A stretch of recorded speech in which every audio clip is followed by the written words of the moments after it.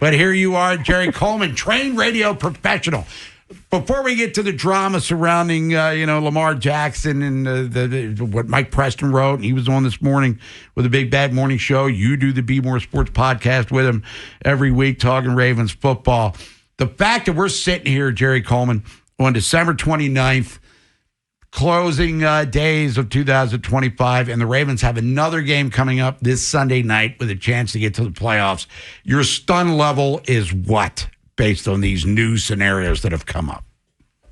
Probably about an 8.5. I did not see the Steelers losing to the Browns, frankly, as good as the Browns defense is. I thought they would find a way, as hot as they have been. I didn't even think the Ravens were going to win in Green Bay, to be honest. I don't think a lot of people did, knowing that Lamar was not going to play. Somehow he made it out there with the back contusion or back bruise, and was able to sit on an airplane and stand on the sidelines but not play.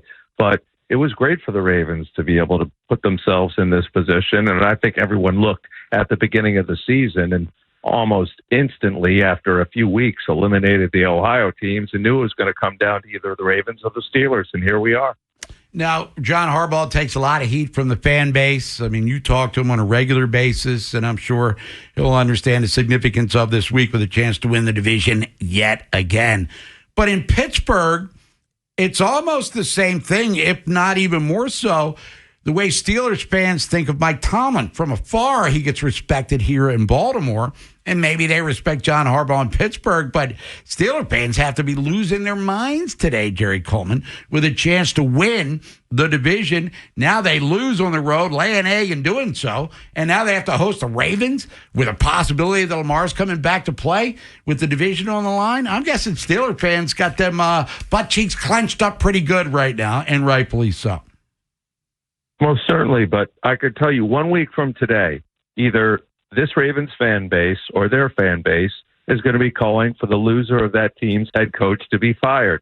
And that doesn't mean the other coach that prevails is going to keep their job going forward. In other words, if the Ravens were to win in Pittsburgh, but then host a playoff game and get blown out, all bets are off, in my opinion, with Coach Harbaugh. But I don't think that's going to occur. But if that were to occur, there would be something like 3-7 at home. But I do think that someone may possibly lose their job amicably with their respective organization if they were to lose this game. And I think there's a lot more pressure on Mike Tomlin than John Harbaugh.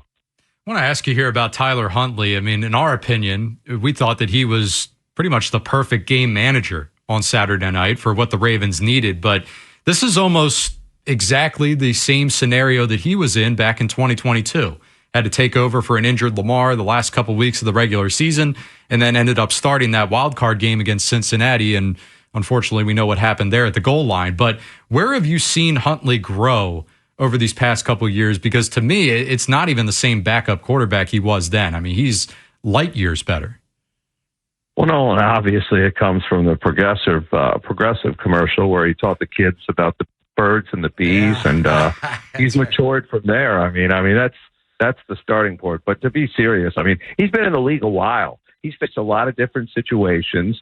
I think he can be a little bit more than a game manager, but I don't want to be that much more. Just hand the ball off, especially against that Steelers defense.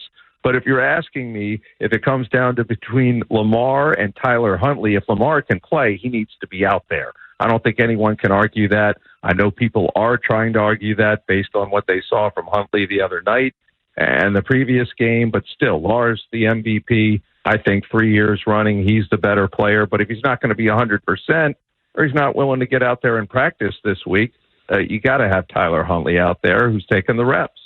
Other question mark right now is probably this Ravens secondary. Defense as a whole, if you want to go there. And all right, Saturday night, they were good enough. They got results. Couple turnovers played a major role in that. But secondary, very shaky. Marlon Humphrey, besides that interception, maybe one of the worst games we've seen from him in quite a while. Nate Wiggins, really rough on the outside. Is this at a point where, all right, let's say the Ravens, all right, they make the playoffs, like you said, in that wild card round, that their downfall, even if it is this Sunday, playoffs are this Sunday, their downfall would be more related to the secondary and the defense than it would be about, I don't know, staying committed to the run or anything offensive right now?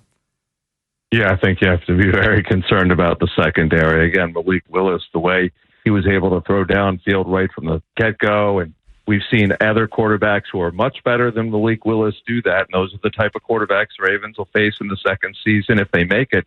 First, they have to worry about Aaron Rodgers, who turned back the clock on him in Baltimore a few years ago and even ran into the end zone. So that can't happen again. And they have had their problems, again, against the upper echelon quarterbacks. I wouldn't count Malik Willis in that category, but he still threw for almost 300 yards. Jerry Coleman, Be More Sports Podcast. We'll talk about that here in a second. So we're talking a week from today. Jerry Coleman, are we getting ready for a home playoff game with the Ravens at M&T Bank Stadium? Opponent to be determined.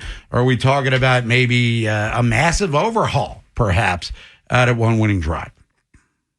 I think the Ravens prevail, Bob. Usually these teams, the tradition has been they split the regular season. Ravens 0-1. They're healthier, not going to have DK Metcalf on the other side or Washington. Who knows if TJ Watt's going to make it back, but he's trying to fight like hell to get back from a punctured lung. Hopefully the Ravens can get, they have this world-class rehab facility. Lamar should be in there every day, should have spent the weekend in there once he got home, and hopefully he's able to play on Sunday because they're going to need him Sunday night. All right, Jerry, Be More Sports Podcast. Tell everybody about it. Well, we're obviously focusing on Mike Preston's column. That did shake up things a little bit. And I'm going to say everything he wrote, the Ravens aren't disputing it, except the A-plus relationship that he and Coach Harbaugh have. But you can watch and listen to what Mike Preston had to say before he wrote his column. Be More Sports Pod. It's one word. See it or watch it. YouTube, Spotify, Apple Podcasts. Again, Be More Sports Pod. And look forward to catching up with you guys again soon. Hey, Happy New Year, Jerry. Enjoy John Harbaugh today out at the Castle.